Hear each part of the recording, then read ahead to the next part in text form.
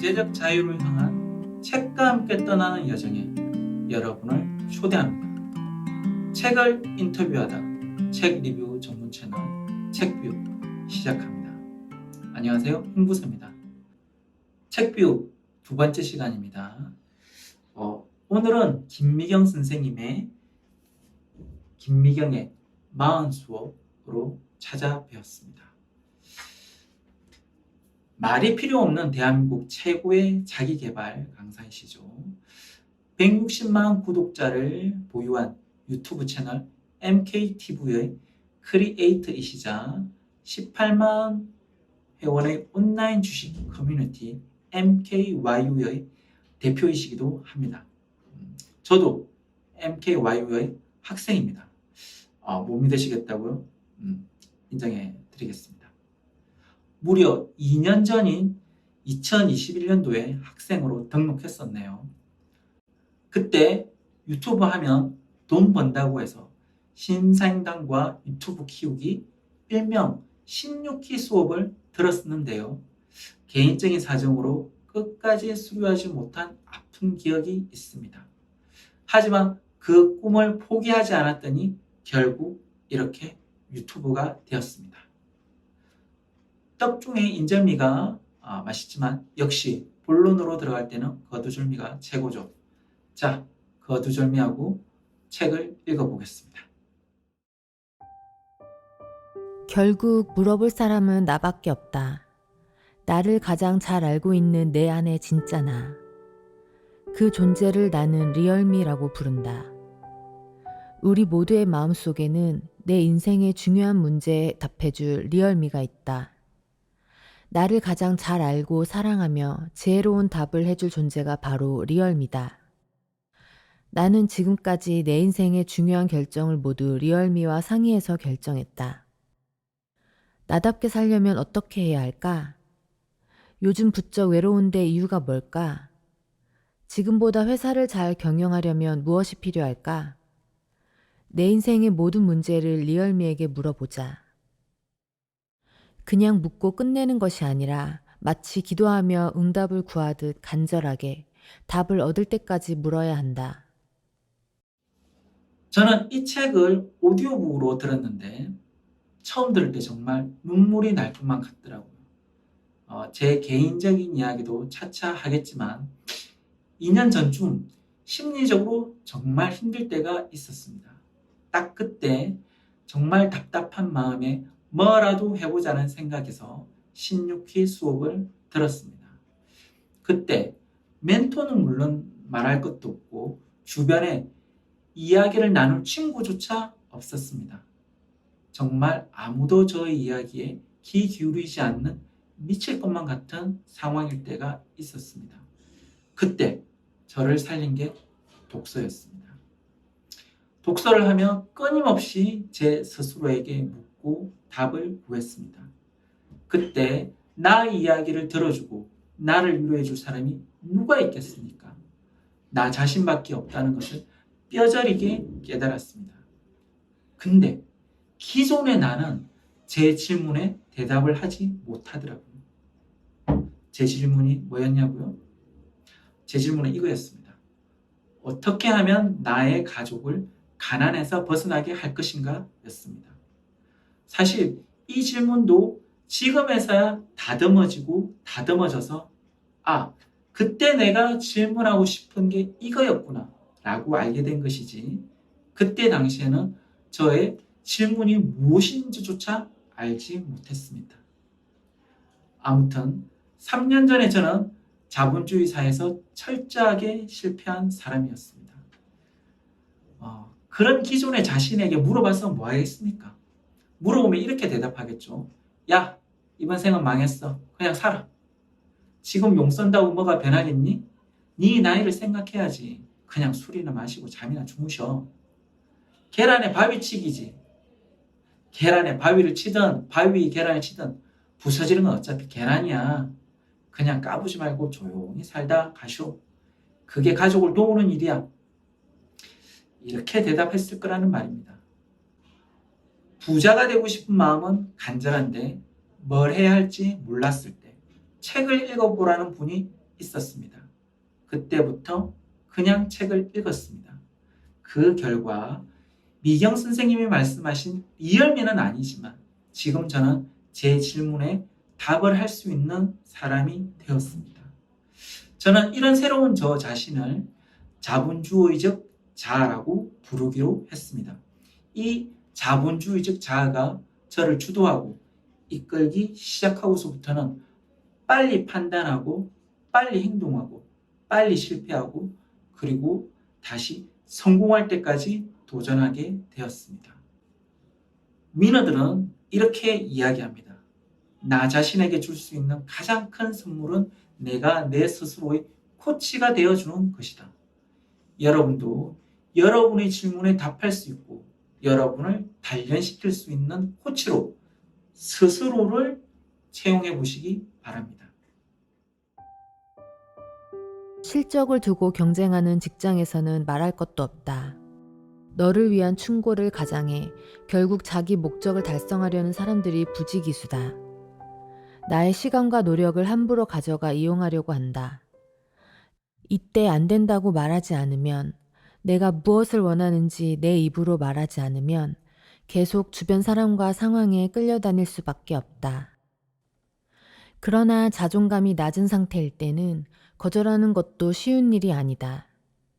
상대가 나에게 영향을 미치고 나를 끌어내릴 정도의 힘을 가졌다면 나이나 직급, 사회적 경험이 나보다 우위에 있는 경우가 많으니까. 논리로는 도저히 당해낼 수 없는 경우도 있다.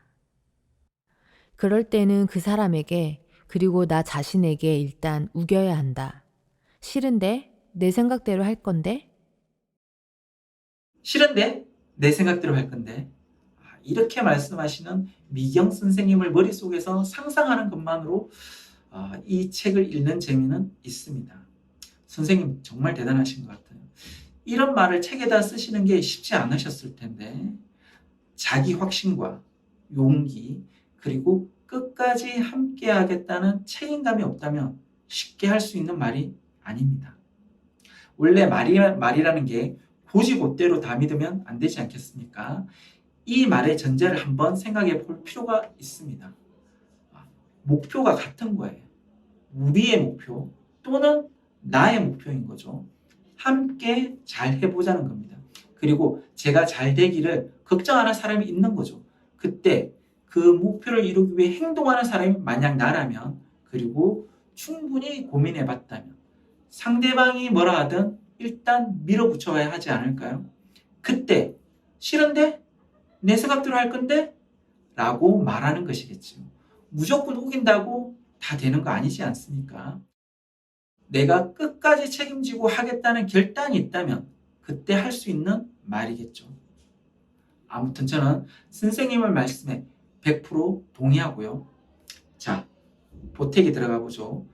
여러분, 돈키호테 아시죠? 실제 인물은 아니고 스페인의 소설가 세르반테스가 만들어낸 소설 속 허구의 인물입니다.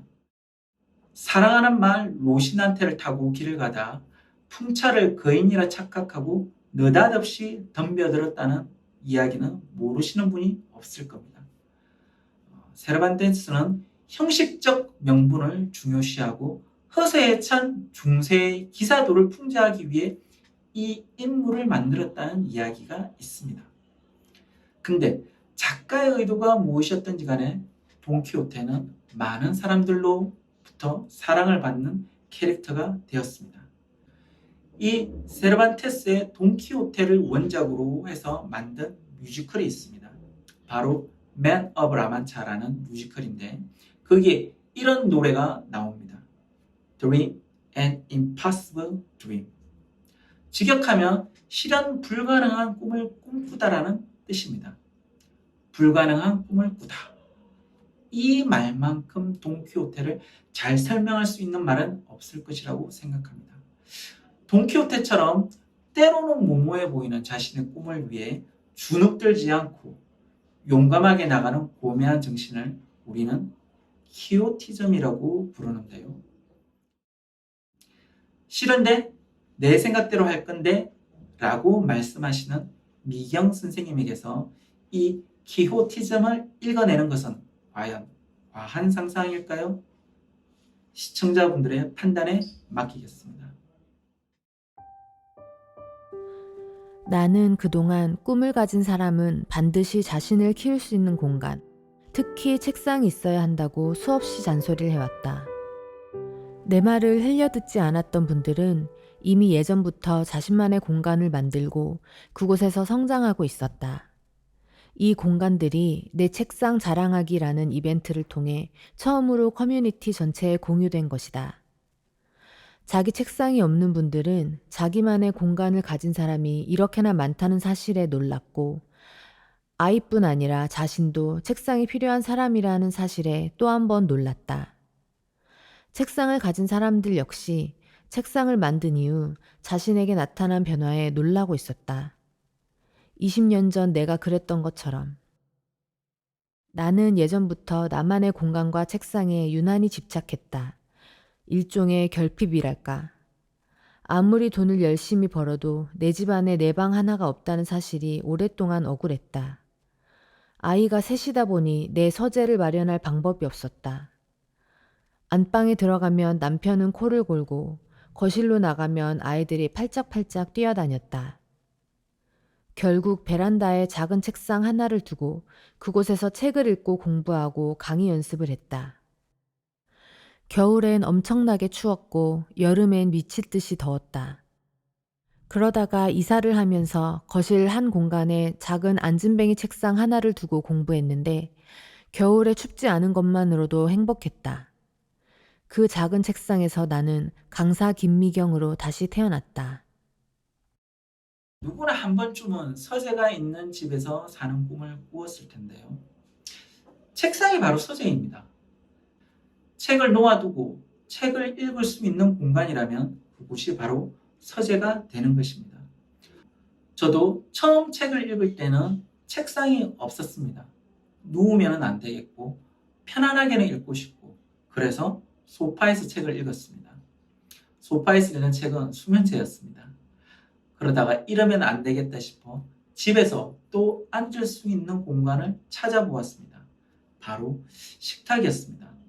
밥도 먹고 책도 읽고 커피도 마시고 주부라면 너무도 익숙한 다용도 공간입니다. 근데 편리한 건 좋은데 공간이 분리가 안 되다 보니 집중을 할 수가 없었습니다. 격식이 없었습니다. 사실 좋은 습관을 들이기 위해서는 두 가지 요건이 있습니다.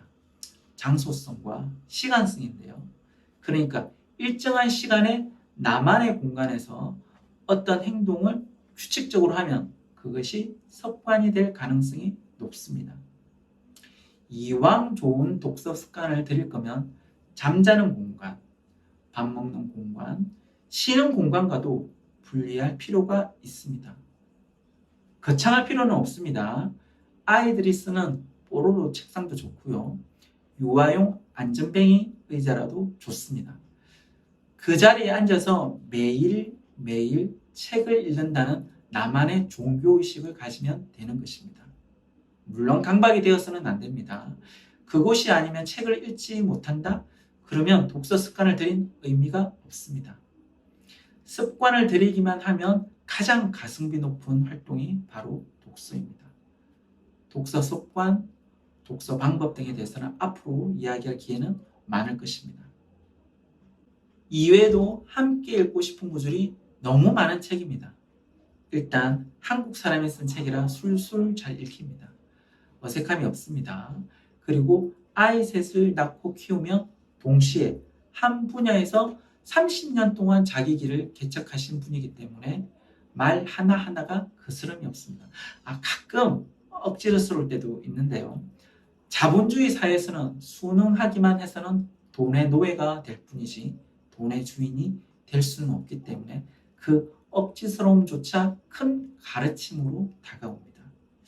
제가 생각하기에 대한민국 사회에 몇 안 되는 진정한 스승이라 생각합니다. 김미영 선생님 감사합니다. 존경합니다. 사랑합니다. I love you.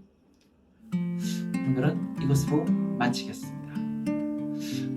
우리가 돈이 없지 기백이 없나 부자로 가는 길 위에 서 있는 한 당신은 이미 부자입니다. 책뷰는 당신과 함께 걷겠습니다. 다음 시간에 뵙겠습니다. 안녕.